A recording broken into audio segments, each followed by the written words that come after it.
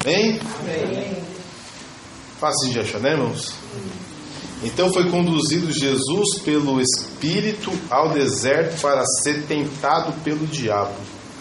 E tendo jejuado 40 dias e 40 noites, depois teve fome. Chegando-se ele, o tentador, disse: Se tu és o Filho de Deus, manda que estas pedras se tornem pães. Ele, porém, respondendo, disse: Escrito está, nem só de pão viverá o homem, mas de toda a palavra que sai da boca de Deus.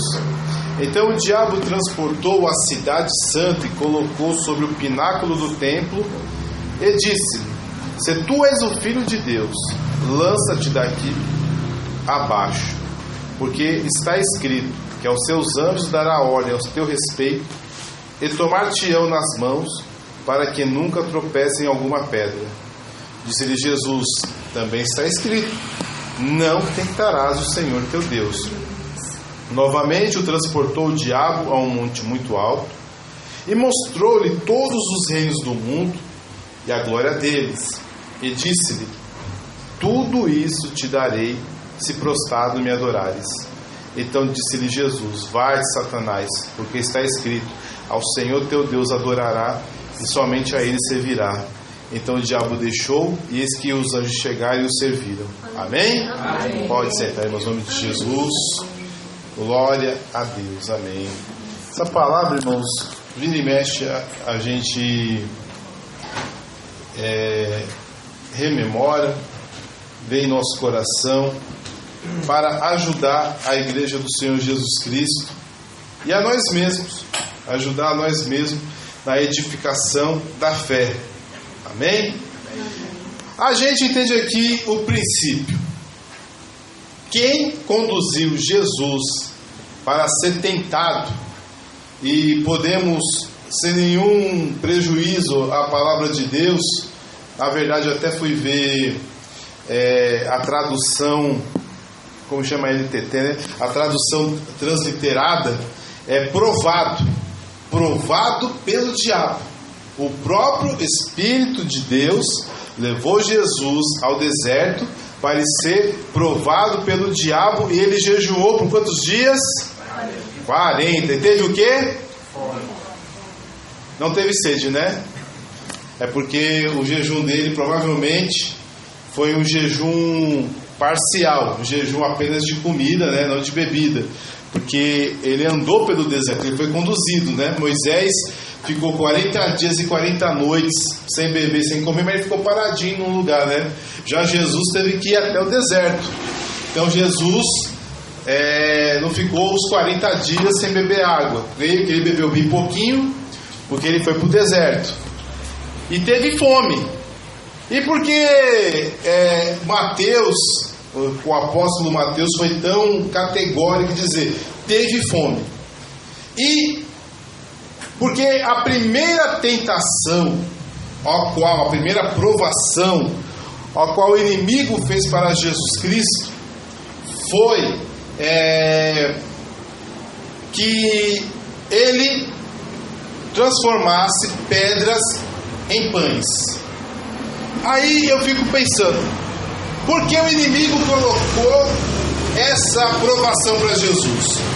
Primeira coisa, o que eu acredito? Os 40 dias não tinham acabado ainda. Jesus ainda estava no processo de jejum, e ele não poderia quebrar esse jejum.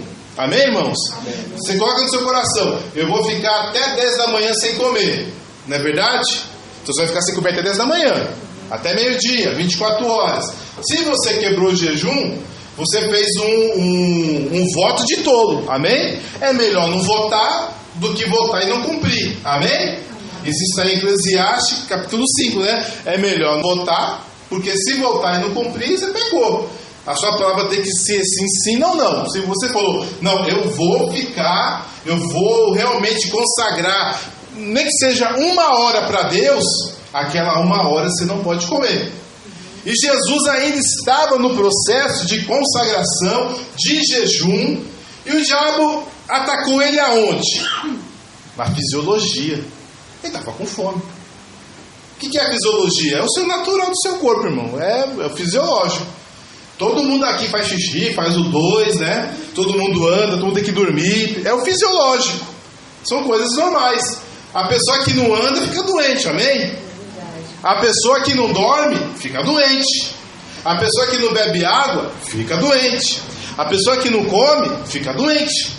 Então o diabo muitas vezes ele vai te tentar na sua fisiologia, no seu natural, nas coisas ao quais o seu corpo precisa. Agora, de que forma?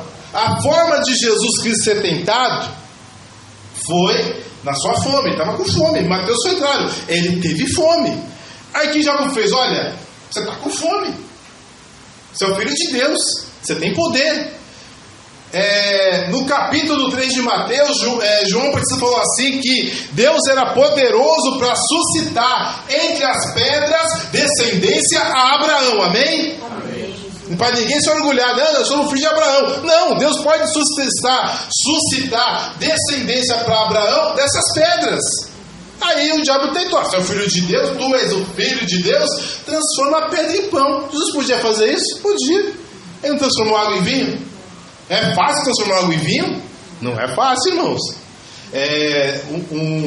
Não é pastor, é um irmão, um cientista. Infelizmente ele morreu muito novo, chamado Adalto Lourenço. Recomendo muitas pessoas que às vezes têm alguma dúvida assim, sobre a ciência moderna, que está na Bíblia, procurar esse nome, Adalto Lourenço. Ele fez uma conta para que o tanto de energia que pode ser gasta para transformar água em vinho, que é absurda, é uma energia que, eu não me lembro mais ou menos, mas é mais ou menos uns 3 universos de energia, uns 3 universos, e Jesus conseguiu fazer isso assim, ó.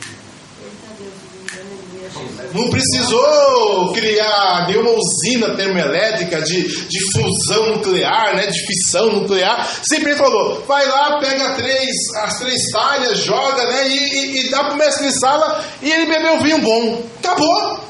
Jesus podia facilmente transformar pedras em pães, mas ele estava no propósito de fazer a vontade de Deus. Eu falo para você aqui agora, o diabo, ele vai tentar você naquilo ao qual o seu corpo precisa. Não é verdade? Não é mesmo?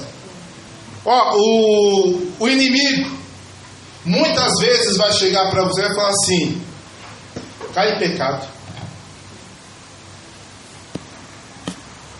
Você é mulher, você é homem. Qual é o problema de você se prostituir? Qual é o problema? Todo mundo está fazendo, ninguém está morrendo. Tem gente que dá até tudo certo. Tem gente que está uma bênção. Fez tudo errado e hoje está uma bênção. Pintou o 7, pintou e bordou. Fez pirueta, né? Fez tudo que não devia. E está tudo bem hoje. Pode fazer, não tem problema não. Irmãos, o que nós vemos de jovens que eram uma bênção na igreja. Uma bênção na igreja. Que liam a Bíblia, pregavam, evangelizavam, profetizavam. Mas a profecia mesmo, assim usado, não era ele que falava, era o próprio Deus. Mas, infelizmente, a necessidade do corpo falou mais alto. O já vai falando isso para você, olha, você merece se divertir. Irmãos, quem não quer se divertir? Não é verdade?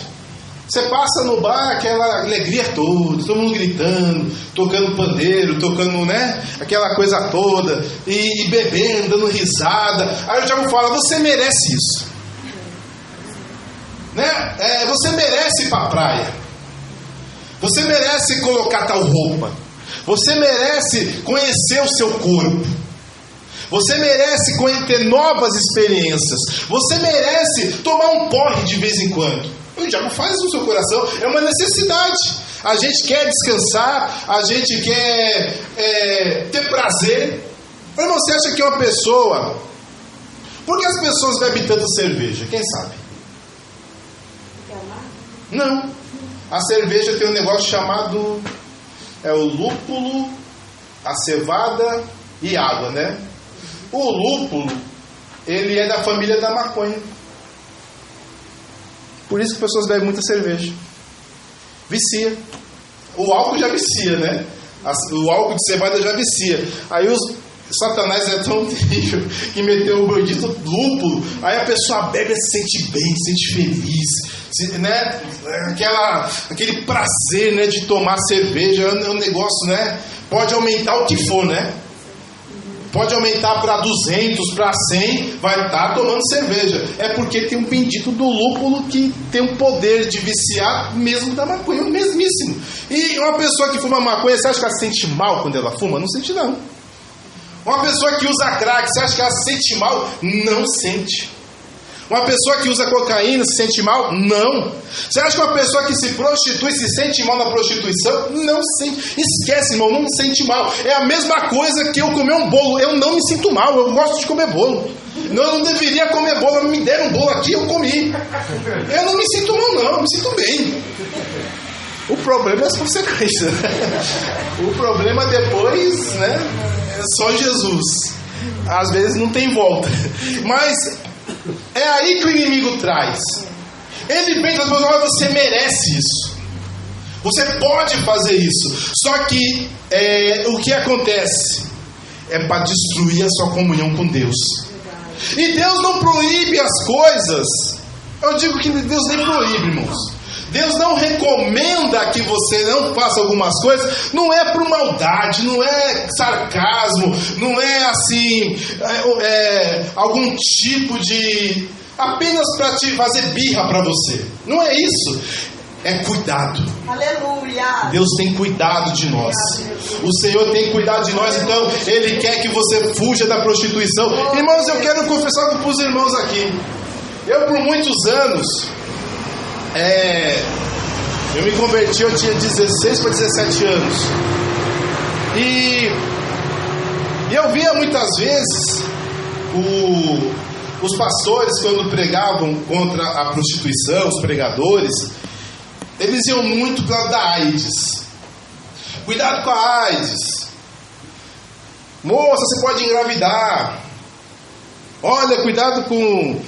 que Deus pode tocar em você. Só que, né, quantas pessoas no mundo você conhece que pegou AIDS, né?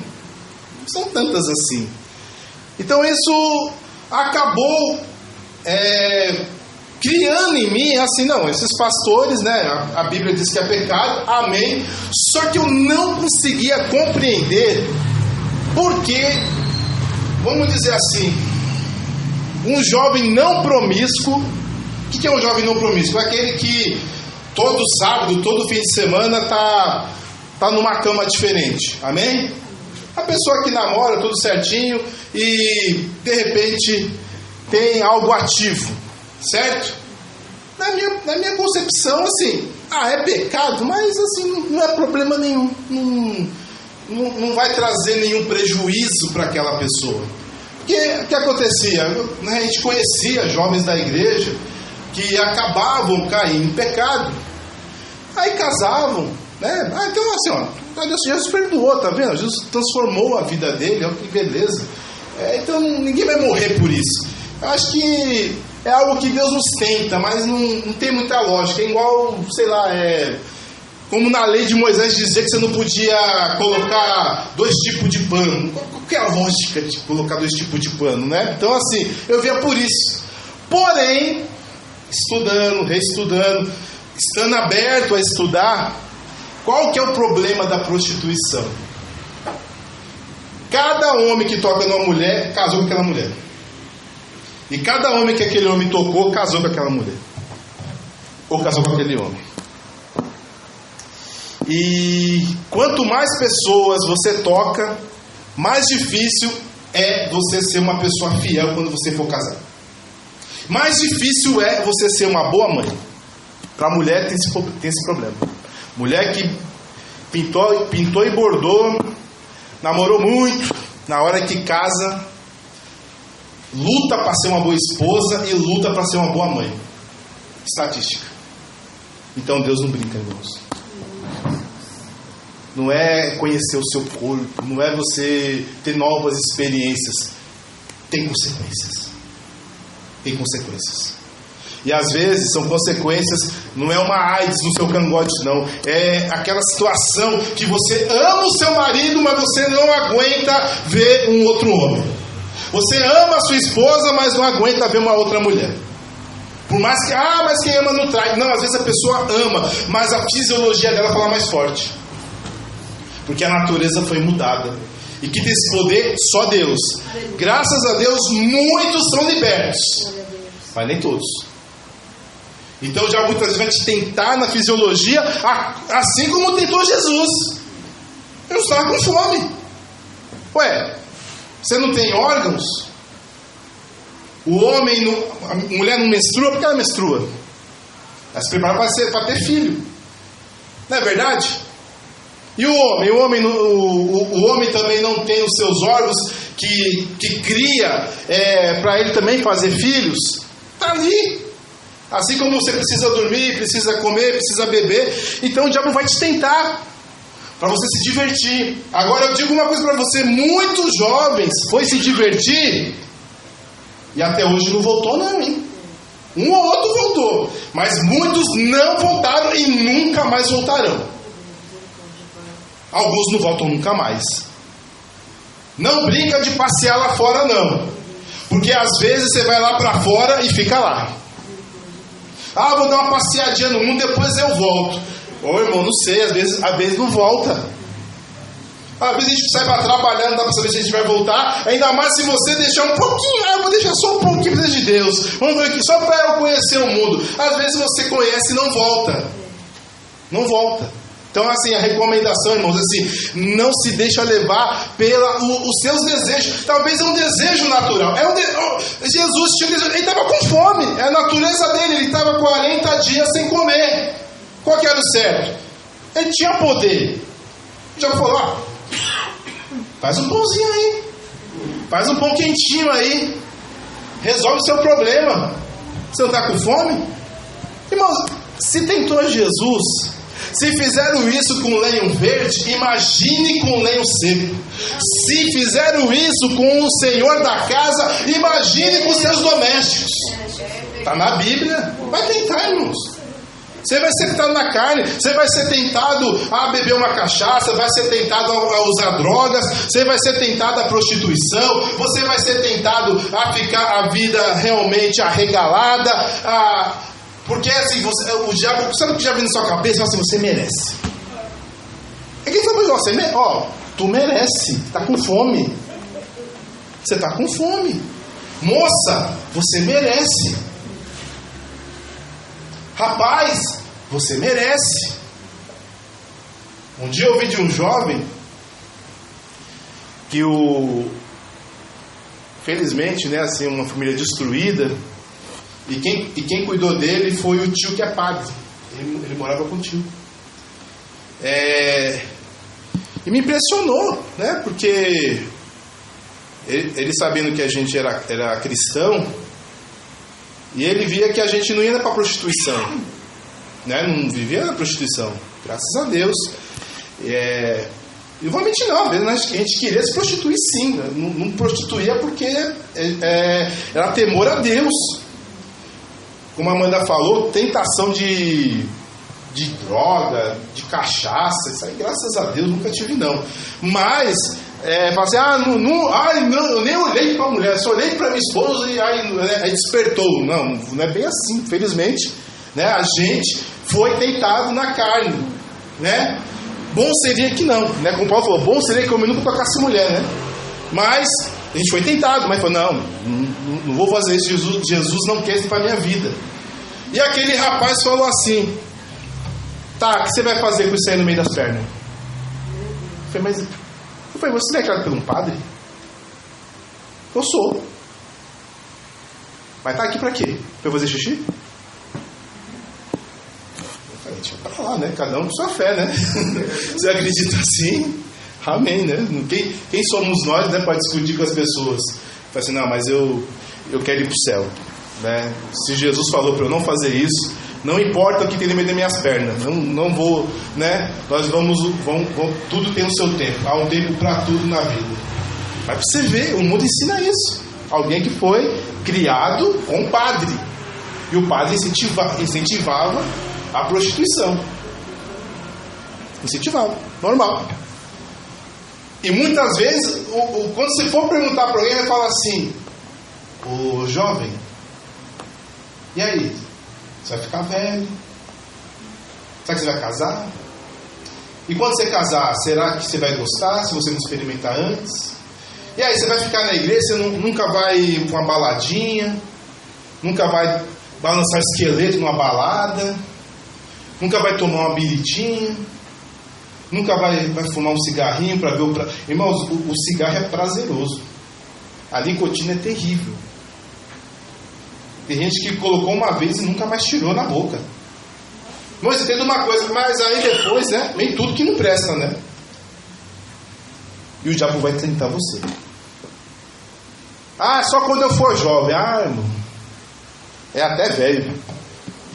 Porque o último órgão sexual a morrer é esse. É o que está aqui, ó, em cima do seu pescoço. Esse é o último a morrer. O que tem de velho vendo que não presta na internet, ele está vivo. O outro já faleceu, mas ele está vendo besteira na internet. Está vendo? Tá aí, irmão? Tem. Então assim, ó, isso aqui não morre. Mas vai falar: você merece, você é homem, você é mulher, você é jovem, que é isso? Você vai ficar indo para a igreja? Você vai ver aquele pastor falar aquelas besteiras? Você vai ver aquelas velhas cantando? Você vai ver aquele povo lá orando, só chorando? Uma coisa que nunca me esqueci, que tinha um irmão, lá nos anos 80, a igreja ficava à meia porta. Aí todo dia que ele passava para trabalhar, estavam as irmãs orando e chorando. As irmãs choravam muito quando oravam, irmãos. Hoje em dia ninguém mais chora, né? Mas as pessoas choravam muito quando oravam nas igrejas. Aí ele passava assim e falava: por que esse povo tanto chora? Por que esse povo tanto chora? Aí um dia ele se converteu. Aí ele começou a chorar na oração. Agora eu sei. Mas aí você vai ficar legal. Ao invés de você vir aqui, pular, ouvir uma música, ouvir o som alto, lá no talo, você vai ficar lá na igreja chorando, orando. Mas é para a vida eterna. Deus tem o melhor para você. Todas essas coisas, elas têm consequências terríveis. Olha, você pode se divertir à vontade, mas que seja para a glória de Deus. Aleluia. Não seja para você se embriagar. Não seja para você destruir o seu próprio corpo. Porque nós somos o templo do Espírito Santo. Então a Bíblia diz assim: aquele que destrói o templo de Deus, Deus o destruirá. Glorificai a Deus em vosso corpo e vossa alma, ao quais pertencem a Deus. Jesus não quer que você destrua. É muito divertido. Irmão, é tão divertido quanto pegar um carro, colocar numa ladeira, tirar o freio de mão e deixar ele cair e se espatifar lá embaixo. É mó legal, mas o carro já era. É a mesma coisa, irmãos. É mó legal, mas o carro já era. Se você for cair pela fisiologia, é mó legal, mas assim, vai destruir a sua vida. E o nosso Deus quer te dar vida e vida com abundância. Ele veio para te libertar. Ele veio para libertar os cativos. E não para que você seja escravo do pecado. Porque aquilo que te domina é aquele que realmente governa a sua vida. Amém? Acabou não. E depois, o que o diabo fez? Se tu és o filho de Deus, lança-te daqui abaixo. Que está escrito na Bíblia. Está na Bíblia. Que aos seus anjos dará ordens ao teu respeito. Olha Deus, Salmo 91. E tornar-te-ão nas mãos. Não está na Bíblia. Isso aqui ele já deturpou. Não está isso na Bíblia não. Para que nunca tropece com o seu pé em alguma pedra. Esse tomar-te nas tuas mãos não está na Bíblia não. Ele inventou aqui. Ou seja, tu és o filho de Deus. E você é filho de Deus? Vocês são filhos de Deus? Amém. Por que está doente? Você é filho de Deus? Você paga aluguel? Você é filho de Deus? Você tem empresa por acaso? Sua empresa está faturando milhões? Você é filho de Deus? Você por acaso tem um casamento abençoado? Você é filho de Deus? Os seus filhos são uma bênção? Não está na Bíblia que você vai comer o melhor da terra? Você está comendo o quê no seu almoço? Você está comendo filé mignon ou ovo? comeu não está bem, né? Não é verdade? Não está na Bíblia? Comerá o melhor da terra. E aí, como fica se você está comendo com dificuldade?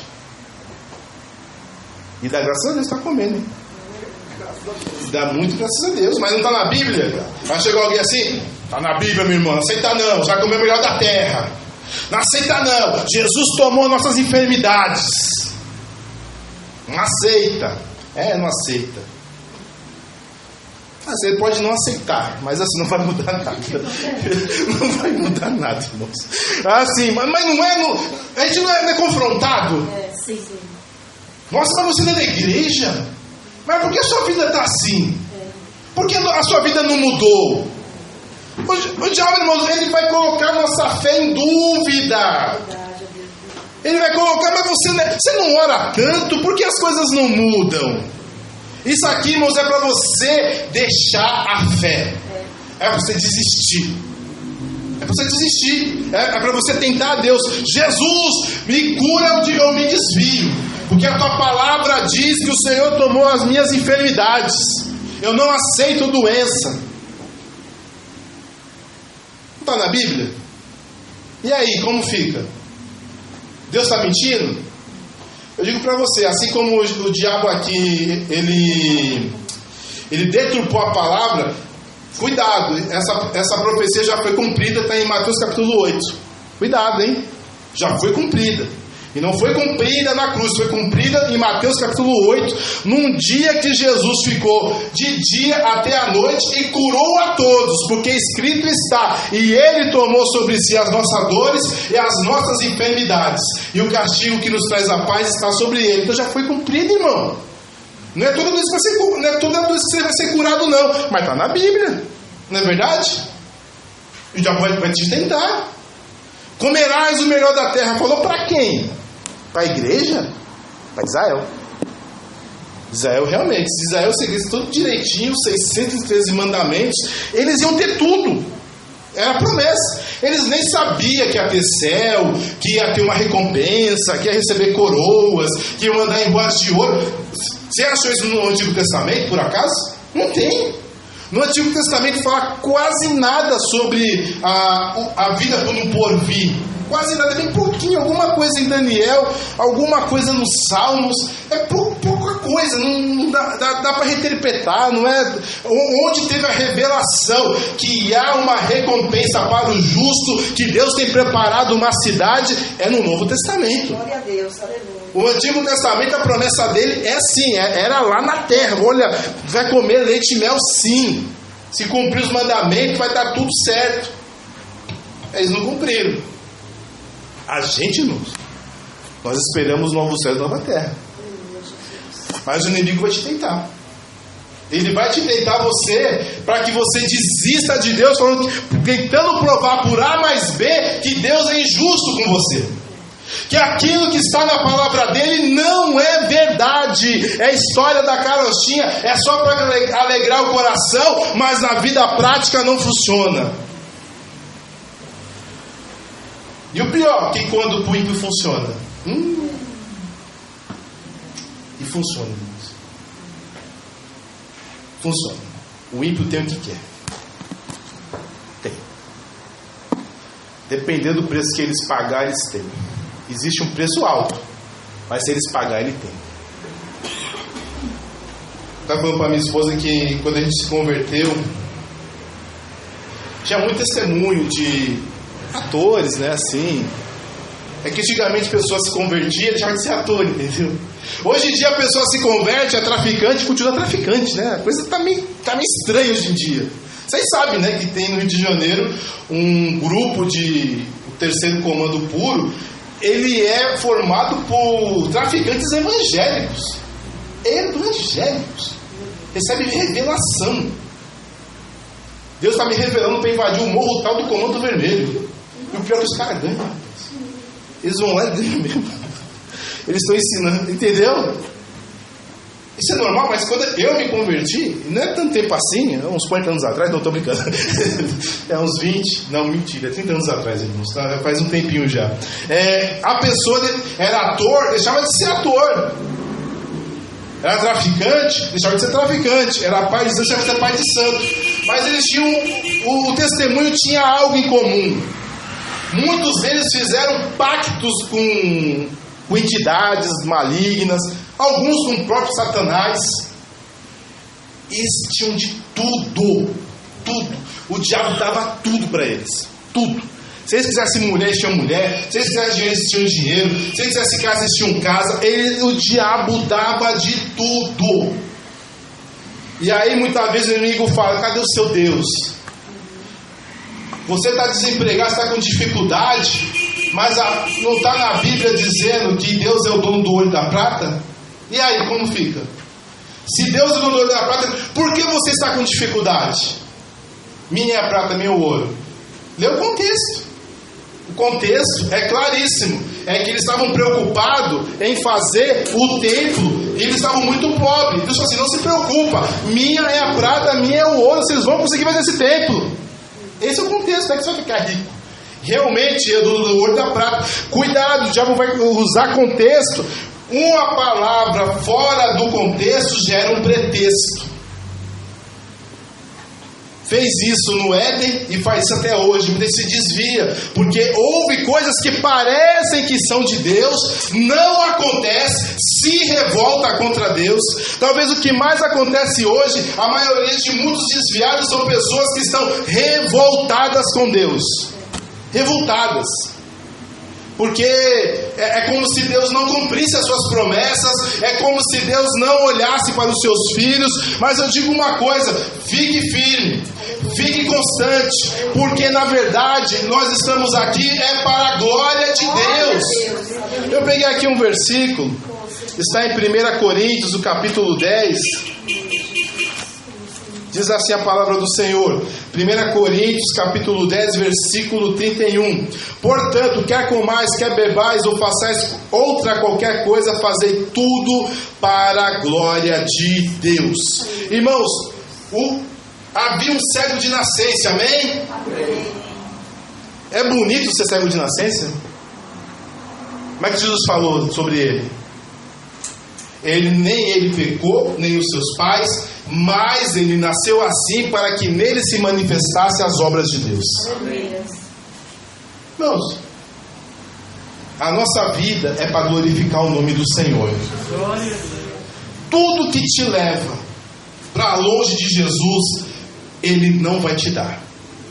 Tudo que não glorifica o nome dEle, Ele não vai te dar. Às vezes é bem difícil entender. Mas qual é o problema de tal coisa? Qual é o problema de ser curado? Se eu for curado, eu vou desviar? Não sei. Qual é o problema de eu ter um salário um pouquinho melhor? Eu vou desviar? Eu não sei. Às vezes não é o tempo, e às vezes não é para você. Não sei. Quem sabe é Deus. Deus sabe todas as coisas. Eu não sei. Eu não sei. Porque você queria que eu soubesse? Eu não sei. Né? Se eu soubesse, né? Tá tudo certo. Eu não sei. Mas eu sei que meu Deus sabe. Aleluia. E eu sei que Ele tem cuidado de mim e tem cuidado da sua vida. Não se preocupe com o não de Deus. O não de Deus não é um não de capricho, é um não de cuidado. Glória a Deus, aleluia. É alguém cuidando de ti. Não é alguém tendo um capricho que quer te negar alguma coisa. E por último, e novamente transportou o diabo a um monte muito alto, mostrou agora todos eles do mundo e a glória deles, e disse: tudo isso te darei se prostrado me adorares. Aí até me adiantei um pouco na palavra. Irmãos, o inimigo pode dar o que você quiser. Nessa terra, o que você quiser. Aí, como eu vi de um ex-feiticeiro, ele dá com a mão, mas tira com a escavadeira, mas ele dá. Aí quando tira também, tira de vez. E nós temos vendo pessoas assim, poderosíssimas, que nem tem vergonha de falar: eu trabalho com o Exu mesmo. E está ganhando. Está ganhando de todo mundo. Está humilhando todos os seus inimigos. Trabalha com o Exu. Vou dizer uma coisa para você: todos os políticos trabalham com Exus. Todos. Tem uma exceção. Mas a grande maioria deles trabalham com Exus, assim. Exus, eles não glorificam a Deus, não. É com Exu. E o diabo dá, mano. O diabo dá. Tinha um centro de macumba perto da minha casa lá, era lotado, assim, de artista, político. né? Hoje o pessoal fala que até é um branca, né? Não é mais um banda, né? Que o pessoal era pretinho, né? Ia pra um bando. É só gente branca, é gente rica. O diabo dá, irmãos. Mas é como a pastora falou, ele só dá o que ele tem, ele não pode dar o que ele não tem salvação. Aleluia, sim, verdade. Aí depende do que você quer, né? Se você realmente quer ser livre do seu pecado, se você quer ter paz com Deus, se você quer ser santo, se você quer morar no céu, se você quer ter vida eterna, Jesus pode te dar. E Deus mostra o seu amor para conosco em que enviou o seu Filho para morrer por todos nós. A prova que Deus nos ama não é que Ele vai te dar tudo. Não é que Ele vai te dar o carro do ano, a melhor casa, o melhor emprego, o melhor trabalho, a esposa mais linda, o marido mais bonito, o marido mais bem sucedido. Não, a prova que Jesus te ama é que Ele morreu na cruz do Calvário por você. Essa é a prova. Não faça a prova com Deus. Ah, Jesus, me prova que tu me amas. Não, Ele já te ama, Ele provou. Ele morreu na cruz do seu lugar. Ele já provou. Não tente a Deus. Porque assim, é que Jesus falou assim, tá bom, Satanás, você tem todo esse poder, mas eu só pode adorar o Senhor nosso Deus. Porque, irmãos, realmente, né, a gente fala assim, Jesus é aquela tentação. Tu não é o rei dos reis? Tu não é o Senhor dos senhores? Cadê o teu poder? Cadê o seu senhorio? Cadê o seu reinado? Ele respondeu para Pilatos, o meu reino é deste mundo. Um dia vai ser. E não vai ter jeito, irmãos. Não vai ter votação, não vai ter urna eletrônica, não vai ser papelzinho, não vai ter STF, não vai ter nada, não vai ter Estados Unidos, não vai ter China. Quando Jesus vier, o reino vai ser dele e acabou. Deus, aleluia. Hoje em dia, pode fazer pacto, pode matar bode, pode matar criança, pode comer vísceras, não dá certo. Mas no dia que Jesus vier, aleluia, com os seus anjos e com os seus santos, acaba tudo. Aleluia. Não vai ter jeito. Vai derrubar aquela estátua que o rei Nabucodonosor viu, do reino babilônico, do reino persa, do reino grego, do reino romano e do reino dos 10 reinos do final, que vai subir o pequeno chifre. Jesus vai derrubar toda aquela estátua e ele vai ser uma grande montanha que irá cobrir toda a terra e não vai ter apelação, não vai ter jeito, não adianta chorar. Jesus irá reinar sobre essa terra. Mas hoje em dia Ele está acima, mas o mundo jaz no maligno. Amém? Então é normal, entende, irmão? É normal. Quem serve a Satanás tem muita coisa, você tem pouco. Amém? Você está sendo cuidado por Deus, você está sendo protegido por Deus, provido por Deus, mas a abundância das coisas é um pouco mais difícil, porque aqui é tudo mentira, né? É uma mentira. E quem é o pai da mentira? Satanás. O dinheiro que a gente usa é baseado em quê? Não, me explica aí. É baseado em que esse dinheiro que a gente usa? Fala a verdade, irmãos. É baseado em quê? Qual que é o rastro? Da onde vem ele? Por que R$1 vale R$1? Porque você acredita. Mas é mentira, não vale nada, não vale R$1, não vale nada. A gente acredita, mas não vale. Antigamente tinha um padrão ouro, tipo assim, $1 valia tanto de ouro, R$1 valia tanto de ouro. Hoje não vale nada, você confia no que estou te falando, você confia no Banco Central. O americano confia no Fed, que é Federal Reserve, então é por isso que é Fed. Não é de feder, não. Né, o europeu confia lá no Eurobank, entendeu? Essas coisas, mas é mentira. O diabo pode dar, fácil, brincando. Mas você está junto com o Rei dos Reis e dos Senhores. É aquele que triunfa sobre o próprio reino das trevas, porque onde há luz, as trevas não prevalecem. Amém? Mas fique firme. O inimigo, ele tem o seu trabalho. E quem vai te tentar não é Deus. Quem vai te tentar é o próprio inimigo. para você pecar. Tipo assim, não é para você desviar não. Aí você vai lá, peca e às vezes não volta mais. É para você duvidar da bondade de Deus e para você abandonar Deus por acreditar que Ele não te dá nada e o outro pode dar tudo. Amém? Que Deus abençoe os irmãos, em nome de Jesus. Fiquem com essas palavras. Qualquer coisa, depois os irmãos meditem mais em suas casas. Amém?